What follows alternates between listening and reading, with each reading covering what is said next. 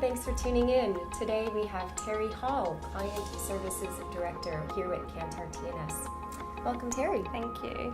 So now, Terri, I know you work across a number of brands on a number of different kinds of complex challenges. Given the online-offline landscape has changed so dramatically for clients, what are some of the bigger challenges you're hearing? I think the reality is that there's just so many touch points available to our marketing teams now, and so many different ways that we can engage with our consumers.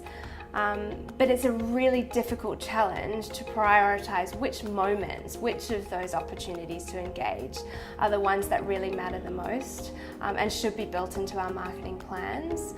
So budgets can't cover all of those moments, and it's also hard to understand, which ones are the moments that are really generating impact beyond just reach, but really generating change in sort of attitudes, perceptions, and ultimately behaviour with our consumers.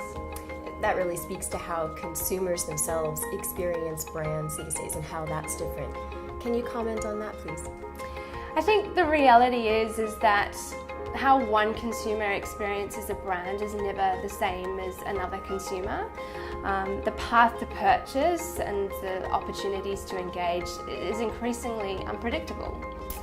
And yet, marketing teams need to find a way to drive an effective marketing strategy that really does tap into the broader moments within a category that matter.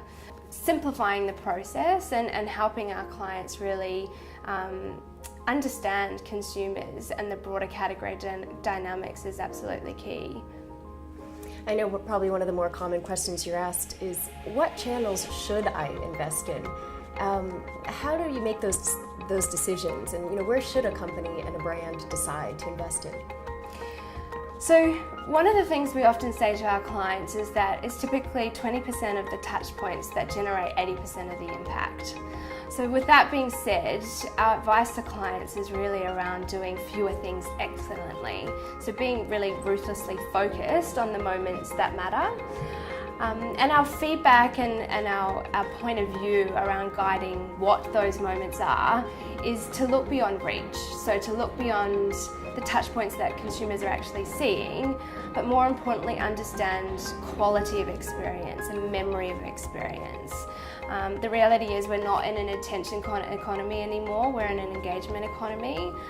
So if we're sort of building marketing plans without acknowledging that need to really connect and engage, I think we're missing a trick there. So yeah, really focusing on prioritization and doing fewer things excellently is key. The other thing I'd say there is that we often find it's easier to add things to a toolkit, so add things to our marketing plans. It's harder to stop doing things.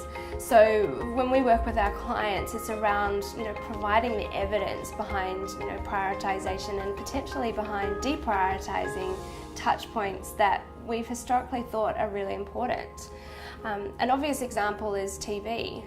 We've found across categories that typically only TV is generating 7% of the impact on a certain target KPI. So it's not as crucial to marketing plans as it used to be. So really putting evidence and objective data behind that is key.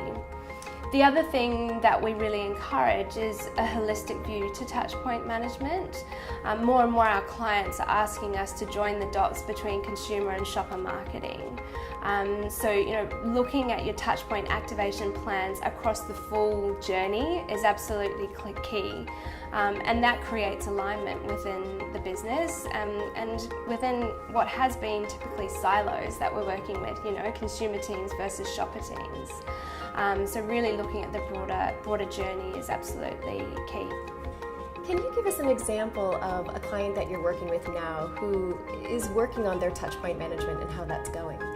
Yes, so we've just finished a program with a local kitchen appliance brand. And it was a great brief actually, because whilst they have a really strong position in our market, Australia and New Zealand, they have huge growth agendas in overseas markets. So the brief to us was really around how can we really actively present ourselves in the path to purchase in those target countries and markets to drive consideration and to drive sales. And really, so it was a moments or touch points prioritization brief. And what we did is we leveraged our Connect solution, which effectively understands category performance, so their brand performance and importantly competitors, on touch points with regards to reach, so how effectively they're actually getting in front of consumers, but also engagement. So with that sort of category understanding, we were able to learn from competitors in those markets, market leaders that were doing a good job, and what was driving their performance, but also understand, as a smaller player, where potentially we're over-indexing, so touch points that we're starting to really develop in, and sort of provide guidance on how to leverage those further.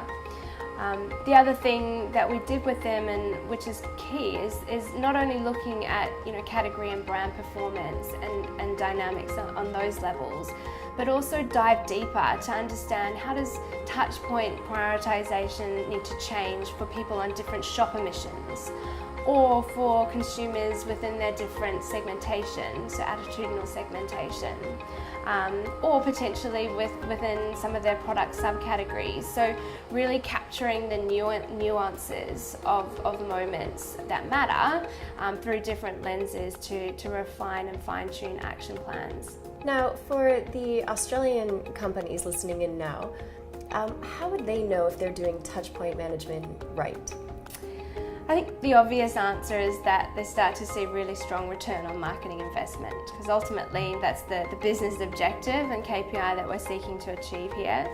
But more than that, if they're really activating the right moments and also driving cohesion across moments, so consistent messaging and consistent tone, they'll start to see brand equity and more emotive KPIs for brand building shift.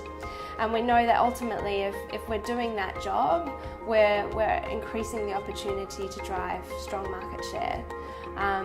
So yeah, beyond that return on investment piece, we're actually seeing brands build more effectively within categories. Wonderful. Well, listen, that was a lot of good information for the folks listening in. I appreciate your time today. Thank you. Thank you.